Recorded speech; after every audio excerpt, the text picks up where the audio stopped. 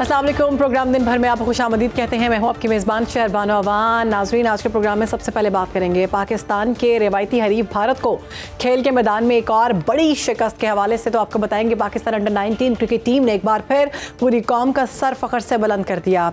आपको बताएंगे कि एशिया कप के फाइनल में भारत को 191 रन से इबरतनाक शिकस्त देने के बाद शाहीन वतन वापस पहुंचे तो इस्लामाबाद एयरपोर्ट पर जश्न का समा था। ढोल ढोल भांगड़ेबाजी, पाकिस्तान जिंदाबाद के नारे, हर तरफ खुशी ही खुशी। खिलाड़ियों पर फूल निछावर किए गए और डबल डेकर बस में उन्हें खसूसी प्रोटोकॉल के साथ होटल पहुंचाया गया। कप्तान फरहान यूसुफ और फाइनल के हीरो समीर मिन्हास ने वाजे किया कि टीम ने भारत के खिलाफ बगैर खौफ के जारहाना क्रिकेट खेली, जबकि मेंटोर सरफराज अहमद ने कहा कि ये कामयाबी पूरी टीम की मेहनत की नतीजा है। ऐसा खेले कि जिंदगी भर याद रहे। इसी पर बात करेंगे। हमारे साथ हमारे मौजूद हैं तौसीफ अहमद, साबिक टेस्ट क्रिकेटर, हमें ज्वाइन कर चुके हैं। स्पोर्ट्स एनालिस्ट अली तनोली हमें ज्वाइन कर चुके हैं। बहुत शुक्रिया आपका। अली साहब, सबसे पहले आपकी जानिब आऊँगी। सबसे पहले इस तारीखी फतह पर आप क्या कहेंगे? 191 रन की बर्तरी पाकिस्तान अंडर 19 टीम की किस चीज़ की निशानदेही करती है, और आप क्या समझते हैं कि ये कामयाबी जो है इस पर हमें खुश होना चाहिए कि आगे मज़ीद कामयाबियाँ आएंगी, या फिर अभी इस पर संभलना चाहिए? बड़ा खुश आइंद है पाकिस्तान क्रिकेट के लिए। अगर आप देखें तो लास्ट जो पूरा ईयर रहा है वो हमारे लिए बड़ा अच्छा रहा है, और जो अभी आपने सवाल भी किया वो बड़ा अच्छा है और बड़ा पॉइंटेड है कि इससे हमें क्या सीखना चाहिए और क्या इससे हमें खुशियां मनानी चाहिए या आगे संभलना चाहिए। हमें एक चीज समझने की जरूरत है कि हम देखें, यहाँ बात होती है कि टैलेंट की कमी है, वो टैलेंट नहीं आ रहा। जब वो नेशनल टीम में आते हैं तो हम उन पे बहुत ज्यादा सवालात उठाते हैं कि यार इसका तो वो टेम्परामेंट ही नहीं है, वो कैपेसिटी ही नहीं है कि ये कैसे टीम में आ गया। जबकि आप देखें कि जो हमारे टॉप परफॉर्मर होते हैं, वो चाहे अंडर 19 है, राइजिंग स्टार है, हांगकांग सिक्सेस की बात की जाए तो हमने लास्ट ईयर 3 बड़े इवेंट जीते हैं जो मेगा इवेंट थे। वो क्रिकेट में हमने देखा कि वहां हमने fearless क्रिकेट खेली, कोई प्रेशर नहीं लिया।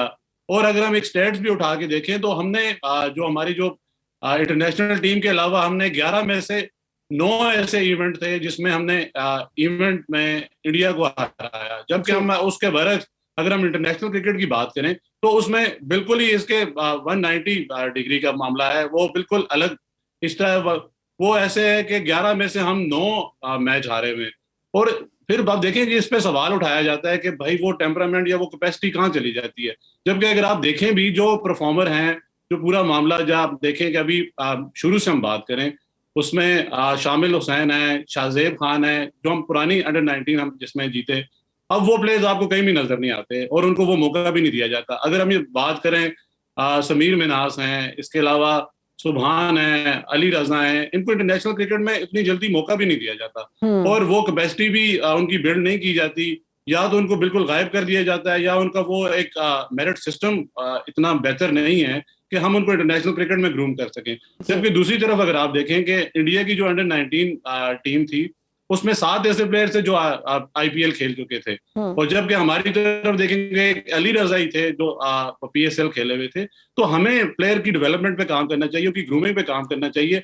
इससे आप बिल्कुल बहुत ज़रूरत है उनको ग्रूम करने के हवाले से, क्योंकि हम अपनी जो अभी नेशनल टीम है हम उसको देखते हैं तो ग्रूमिंग की वहाँ पर भी बार बार जिक्र किया जाता है और ग्रूमिंग की बहुत ज़रूरत नज़र आती है।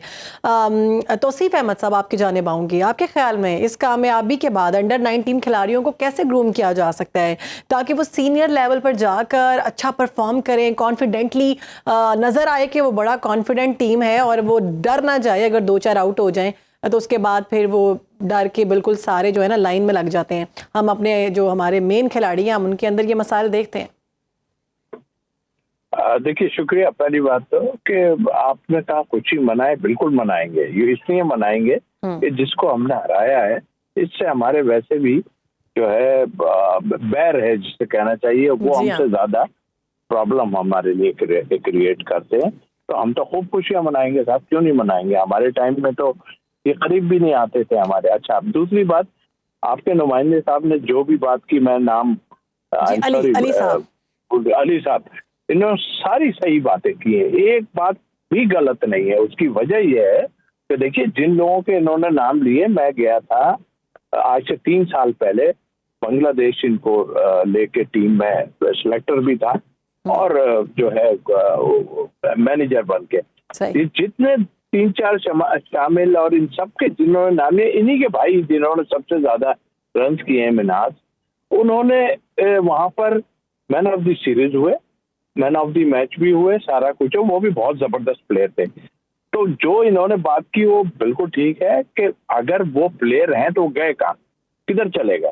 आप लोगों का है ही नहीं, प्लान ही नहीं है, आपका प्लान ये नहीं है, आते ये आपसे नहीं है, ये तो काफी पहले से सिलसिला चल रहा है कि आप उनको फॉलो अप करते ही नहीं है। और इसलिए नहीं करते कि आपके पास ऑनेस्ट लोग नहीं है, फॉलो अप इसलिए नहीं करते, यही वजह है। वरना आप देख लें, उठा के आपने 50-50 लाख रुपए दे के आपने मेन टीम में मेंटोर जो रखे थे, वो क्या क्या हमें क्या दे के गए? और थे ग्रेट प्लेयर, वो पाकिस्तान के ग्रेट प्लेयर थे। तो आई थिंक मेरा ख्याल है हमें ये खुशी बिल्कुल मनानी चाहिए और इसके जो कुछ इनके लिए हो सकता है हमें करना चाहिए। आदत खराब नहीं करें इनकी, क्योंकि पैसे इनको दें, इनके जो भी डिजर्विंग लोग हैं बिल्कुल इनको अलग एक चीज दे के, और इनको जैसे सरफराज साहब हैं या एक आध और, क्योंकि ये जो और भी कोच हैं ये तो पहले भी थे, ऐसी कौन सी बात थी? बात यह है कि हाफ जो है वो प्लेयरों की जिम्मेदारी होती है और प्लेयर जिस तरह खेलें इसमें बिल्कुल। और अब प्लेयर्स पे ये डिपेंड करता है कि वो कितना अच्छा परफॉर्म करते हैं। बहुत शुक्रिया, हमारे साथ मौजूद थे साबिक टेस्ट क्रिकेटर तौसीफ अहमद साहब और स्पोर्ट्स तज्जियाकार अली तनोली, इस सारे मामले पर गुफ्तगू कर रहे थे। आगे बढ़ेंगे नाज़रीन। लाहौर हाई कोर्ट ने पंजाब प्रॉपर्टी ऑनरशिप ऑर्डिनेंस के खिलाफ दरख्वास्त पर समाअत करते हुए इस पर अमल दरामद रोक दिया है और अदालत ने ऑर्डिनेंस के तहत दिए गए कब्जों को वापस करने का भी हुक्म जारी किया है। अदालत ने फुल बेंच बनाने की सिफारिश भी की ताकि तमाम एतराज़ात का मुनासिब जायजा लिया जा सके। चीफ जस्टिस आलिया नीलम ने अदालत में सवाल किया कि डीसीज को इतने इख्तियारात देना कानूनी तौर पर दुरुस्त नहीं है। उन्होंने मज़ीद कहा कि कानून सिविल अदालतों और अदालती सुप्रीमेसी को ख़त्म करने की कोशिश करता है। अदालत ने वाज़े किया कि डीसीज के जानिब से कब्ज़े देने के अमल में जाली दस्तावेज़ात और धमकियाँ इस्तेमाल की जा रही हैं और इससे शहरी हकूक़ मुतासिर हो रहे हैं। इसके साथ ही चीफ जस्टिस ने इंतबाह किया कि अगर ये सिलसिला जारी रहा तो कल को कोई भी शहरी अपने घर से महरूम हो सकता है और इसके पास अपील का कोई रास्ता नहीं होगा। चीफ जस्टिस ने मज़ीद कहा कि जो पटवारी और कमेटी मेंबरान कब्ज़ों के लिए इख्तियारात इस्तेमाल करते हैं वो मुस्तकबिल में कब्ज़ा ग्रुप्स के साथ मिलकर गैर कानूनी फ़ायदा उठा सकते हैं। अदालत ने सरकारी वकील से वजाहत तलब की और कहा कि हज़ारों केसेस में डीसीज ने अपराध का गलत इस्तेमाल किया है।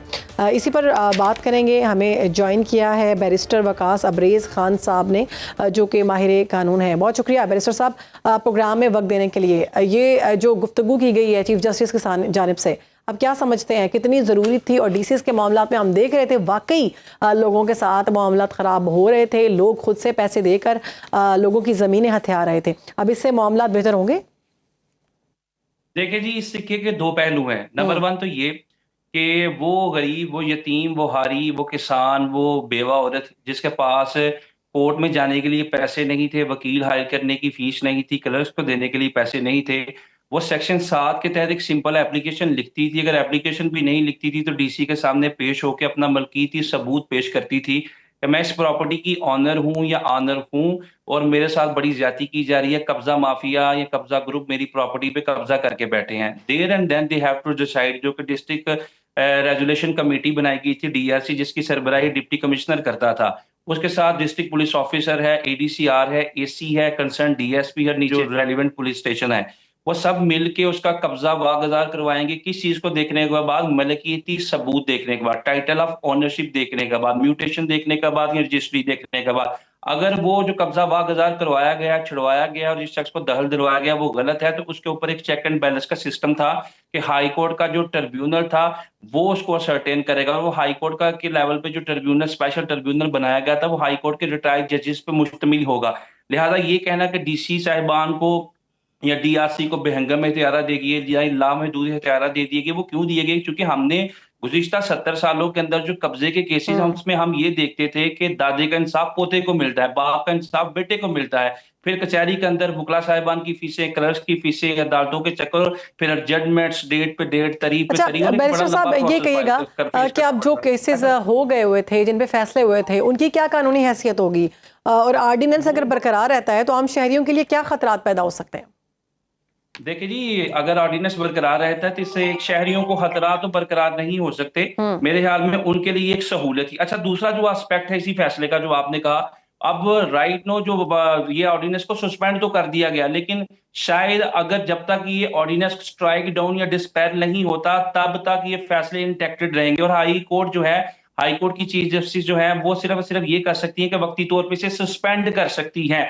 चूंकि हमारी फेडरल कॉन्स्टिट्यूशन कोड इस वक्त बन चुकी है जो 27वीं आईनी तरमीम को पास होने के बाद बनाई गई है, और उसमें यह भी लिखा गया था हाई कोर्ट के अंदर जो भी कॉन्स्टिट्यूशनल मैटर डिसाइड किया जाएगा वो कॉन्स्टिट्यूशनल बेंच करेगा। जिस तरह सुप्रीम कोर्ट अब कॉन्स्टिट्यूशनल मैटर को नहीं दे सकता, फेडरल कॉन्स्टिट्यूशनल कोर्ट देखेगी जो वफाक में बैठी है। इसी तरह हाई कोर्ट में आर्टिकल 202 जो कि 27वीं तरमीम के बाद जिसमें अमेंडमेंट की गई है, उसके तहत चीफ जस्टिस साहिबा ने एक कॉन्स्टिट्यूशनल कोर्ट बनानी है, ये कॉन्स्टिट्यूशनल बेंच बनाना है जो उसकी सुनवाई करे, जो कि इन्होंने रिकमेंड भी कर दिया। लेकिन वक्ती तौर पे वो सारी की सारी जमीनें जो वागुजार करवाई गई थी, असल हकदारान को दी गई थी, वो वापस नहीं होंगी। और दूसरी इंपॉर्टेंट चीज ये है, अब आइंदा आने वाले वक्त में ये भी देखना पड़ेगा कि अगर इनके इख्तियारात लामहदूद थे या लामुतनाही थे तो उसके अंदर कौन सी चेंजेस की जा सकती है। बैरिस्टर साहब, क्या डीसीज को जमीनों पर कब्जा देने जैसे इख्तियारात देना आईने पाकिस्तान के तहत बुनियादी शहरी हकूक की अगर हम बात करें तो हक के मिल्कियत की खिलाफ वर्जी शुमार हो सकता है? देखिए जी, हक़ मल्क आइन के अंदर आर्टिकल 23 और 24 मौजूद है जो एक पर्सन की प्रॉपर्टी को प्रोटेक्ट करना ये रियासत की बुनियादी जिम्मेदारी है। और ये जो कानून बनाया गया है ये रियासत की तरफ से ही बनाया गया, ये एक प्रोविंशियल असेंबली ने बनाया गया। इसमें लीगल डिबेट ये है कि क्या ये कानून हाई कोर्ट सस्पेंड कर सकती थी या मुकम्मल तौर पे स्ट्राइक डाउन कर सकती, सस्पेंड तो कर सकती है, लेकिन मुकम्मल तौर पे इसको स्ट्राइक डाउन कौन कर सकता है? फेडरल कॉन्स्टिट्यूशनल कोर्ट कर सकता है, जिसको आईने पाकिस्तान के तहत 27वीं आईनी तरमीम के पास होने के बाद ये जिम्मेदारी दे दी गई है कि आइन में जहां पे भी फंडामेंटल राइट्स की बात होगी या आइन के बुनियादी स्ट्रक्चर या स्केलेटन की बात होगी, जहां पे भी जुडिशियल रिव्यू की बात होगी, that would be exercised by the federal constitution court. अगर हाई कोर्ट की सतह पे किया जाएगा तो हाई कोर्ट के अंदर कॉन्स्टिट्यूशनल बेंच करेगा।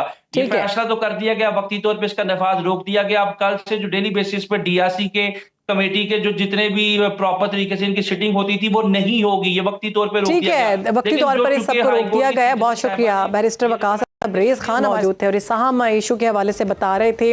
नाज़रीन, आगे बढ़ेंगे, आपको बताएंगे कि बांग्लादेश में तलबा और सियासी रहनुमाओं के खिलाफ भारतीय रियासती दहशतगर्दी के इक़दाम जारी हैं। उस्मान हादी के कत्ल के एक रोज़ बाद नेशनल सिटीजन पार्टी के सीनियर लेबर रहनुमा मोहम्मद मुतालिब सिकंदर को खिल्ला में गोली मारी गई, जबकि बंगाल सियासी रहनुमा हसनात अब्दुल्ला भी भारतीय दहशतगर्दों के निशाने पर हैं।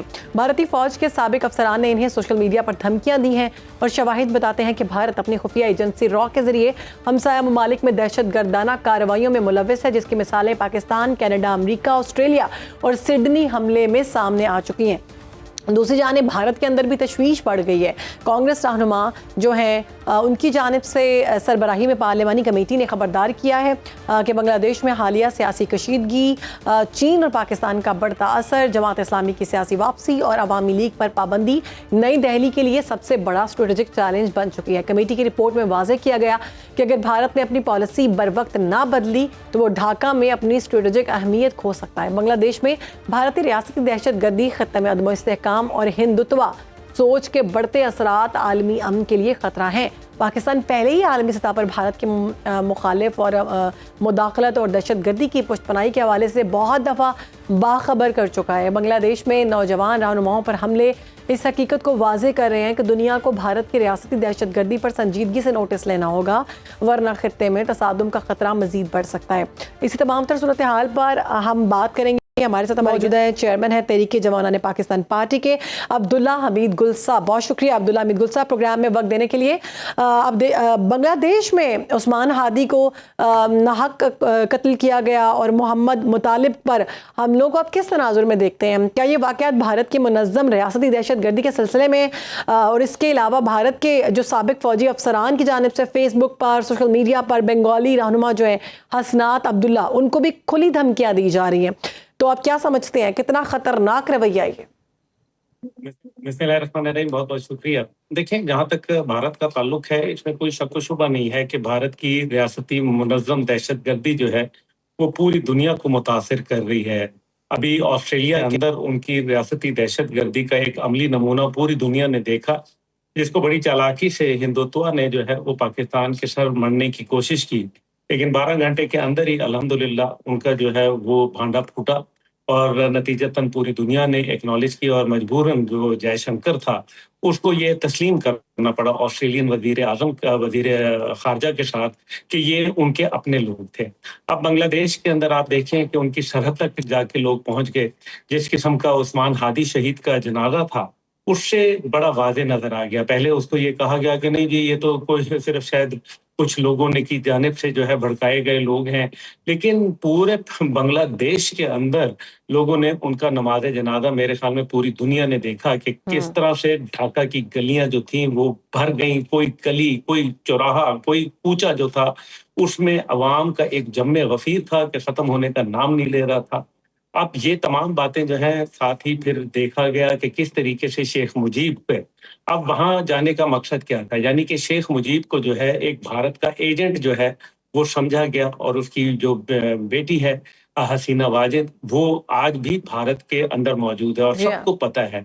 मेरी क्योंकि कई मेरे दोस्त हैं बंगाली हैं और बड़े बड़े अहम मनसब के ऊपर फायज हैं और वो ये बता रहे थे कि 2026 का जो मुतवक्का इलेक्शन है जिसकी डेट उन्होंने अनाउंस की भी है फरवरी के अंदर, उसके अंदर उनका यही कहना था कि किसी न किसी सूरत जो है हमारा ये इलेक्शन जो है खूनी करने की कोशिश की जाएगी, क्योंकि ज़ाहिर है शेख हसीना को निकालने वाले कोई और नहीं बल्कि नौजवान जैन री थी। उन्होंने बाहर निकाला था, उसको मुल्क छोड़ने पर मजबूर कर दिया था। वो कातिल थी, उसने 1400 लोगों का जो है वो कत्ले आम करवाने का हुक्म दिया। यूनाइटेड नेशन की रिपोर्ट के ऊपर उस पर मुकदमा कायम किया गया, अदालत में मुकदमा चला, वो हार गई। भारत ने अपने तमाम हीले हथकंडे जो है वो अपनाए, लेकिन उसके बाद भारत जो है उसमें कामयाब ना हो सका। और फिर शेख हसीना को जो है वो बाकायदा आईजी जो पुलिस थे उन्होंने जब वादा माफ गवाह बने और उन्होंने जो है जब ये गवाही दी कि जो मुझे शेख हसीना ने बराह रास्त हुक्म दिया था, उसके ऊपर शेख हसीना को जो है वो जो है सजा मिली और उसकी पार्टी को जो है वो बैन किया गया, अवामी लीग को। अब नतीजा ये निकलता है कि अवामी लीग बैन हो चुकी है, इसलिए वो चाहते हैं कि भारत का हमेशा से जो वतीरा है कि अगर बात उनके अपने बंदे तक नहीं पहुंच सकती तो फिर वो किसी हद तक भी नहीं पहुंचेगी, यानी कि अगर शेख हसीना नहीं तो पूरा बांग्लादेश नहीं। ये बात जो है मेरे ख्याल में वहां की आवाम जो है बहुत अच्छी तरीके से समझ चुकी है, जान चुकी है और वो ये इस टाइम पे बिल्कुल दुरुस्त फरमा रहे हैं अब्दुल्ला मीर गुल साहब। भारत की रॉ के जरिए मुदाखलत और बांग्लादेश में टारगेट किलिंग का बढ़ता सिलसिला, इससे जनूबी एशिया में अदम इस्तेहकाम और मुमकिन तसादुम के लिए क्या खतरात पैदा हो सकते हैं? जनूबी एशिया को तो आप भूल ही जाए ना, अभी तो पूरी दुनिया की बात करें। क्या कनाडा के अंदर भारत का खतरा नहीं है? क्या अमेरिका के अंदर नहीं है? क्या ऑस्ट्रेलिया में खतरा नहीं है? क्या पाकिस्तान में खतरा नहीं है? कौन सा मुल्क है जो भारत की रियासती दहशतगर्दी से जो है वो छुपा हुआ है? कतर के अंदर आप देखें 8 लोगों को जो है वो फांसी की सजा सुनाई गई। भारतीयों को क्यों सुनाई गई? इसी वजह से क्योंकि वो वहां जासूसी कर रहे थे। इस टाइम पे ईरान ने उनके ऊपर जो है सफरी पाबंदियां जो जिस तरह से पहले उनको मादी में छूट थी, फ्री वीजा पॉलिसी थी, वो खत्म कर दी गई।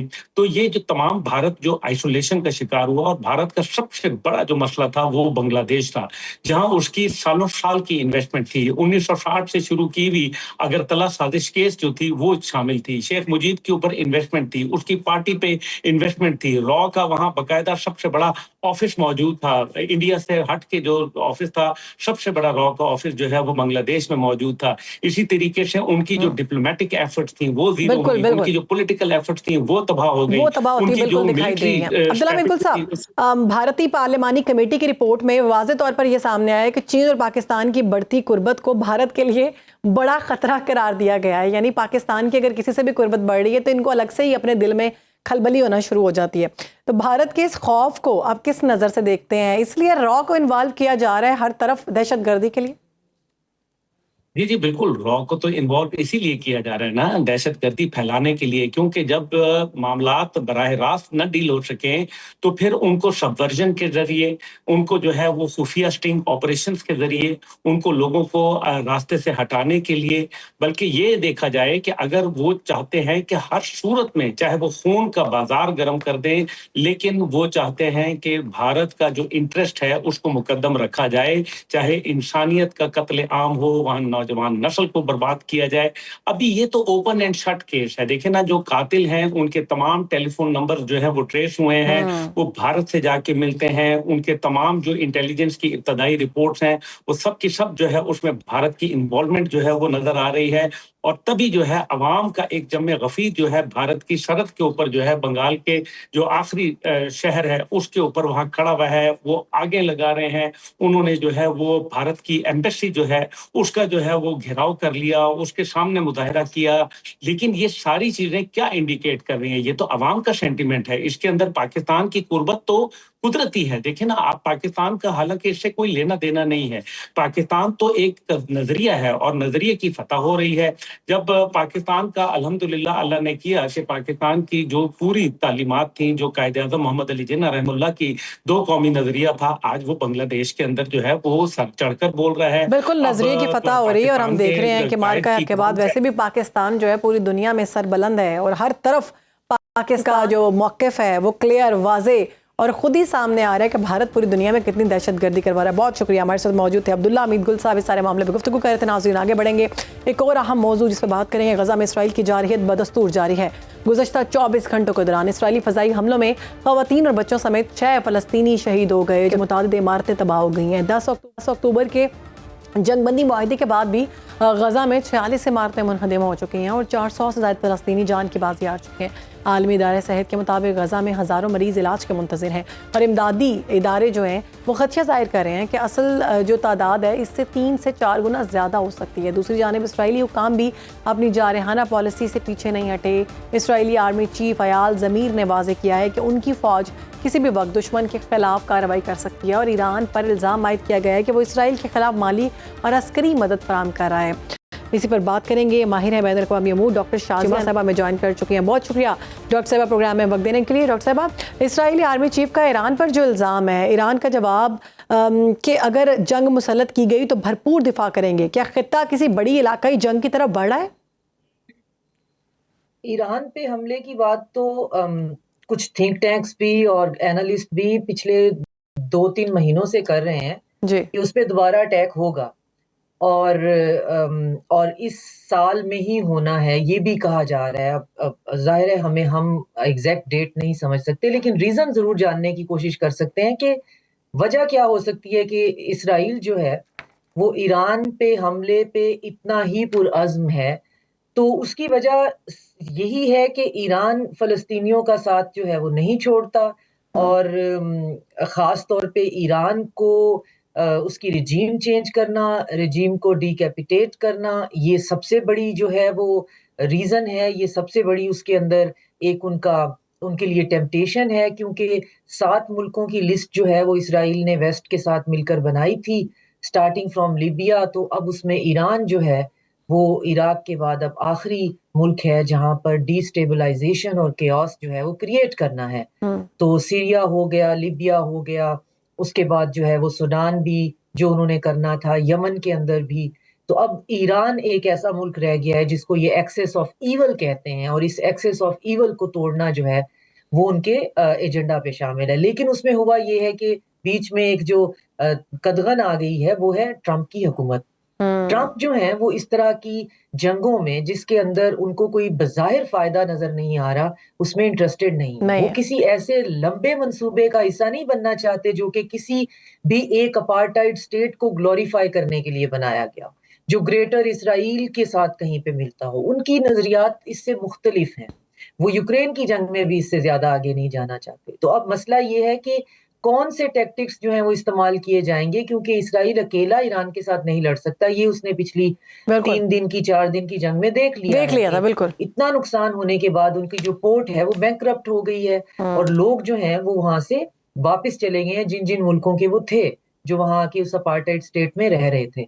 तो अब अगर दोबारा इसराइल जो है वो हमले का ख्वाहिशमंद भी है तो उसे अमेरिका की मदद हर सूरत में दरकार है।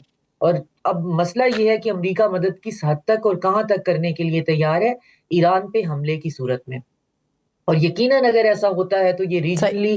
डॉक्टर साहब, आपके ख्याल में अब जब ईरान के ऊपर वो इस तरह की बातें कर रहे हैं तो इस्लामी दुनिया, OIC और इंसानी हकूक़ की तंजीमों की सारी सूरत हाल में क्या अमली इक़दाम करने की ज़रूरत है ताकि गज़ा में कत्लेआम جو ہے وہ ختم ہو. جو معاہدہ کیا گیا تھا 10 اکتوبر کو جنگ بندی کے حوالے سے, اس کی تو ہم دیکھ رہے ہیں کھلی خلاف ورزی کی جا رہی ہے. نہیں, ہمیں اسلامی امہ کو اور OIC کو تو کچھ کرنے کی ضرورت نہیں ہے. ہمیں کچھ کرنے کی ضرورت ہے کہ ہمیں یہ مسلم امہ کا کانسیپٹ اپنے دماغ سے نکال دینا کسی چاہیے. طریقے سے اس کو ختم, اس الوژن کو یا ڈیلوژن کو کر دینا چاہیے. ایسی کوئی چیز ایگزسٹ نہیں کرتی. اگر ہوتی تو میں بار بار کہتی ہوں, ہم 24/7 ایک جینوسائیڈ جو ہے وہ HD کیمراز پہ نہ دیکھ رہے ہوتے. تو مسلم امہ نام کی کوئی چیز ایسی نہیں ہے. بائیلیٹرل ریلیشن ہے جن کا صحیح بات ہے. تعلق کسی مذہب سے, نسبت سے, نسل سے, زبان سے نہیں ہے.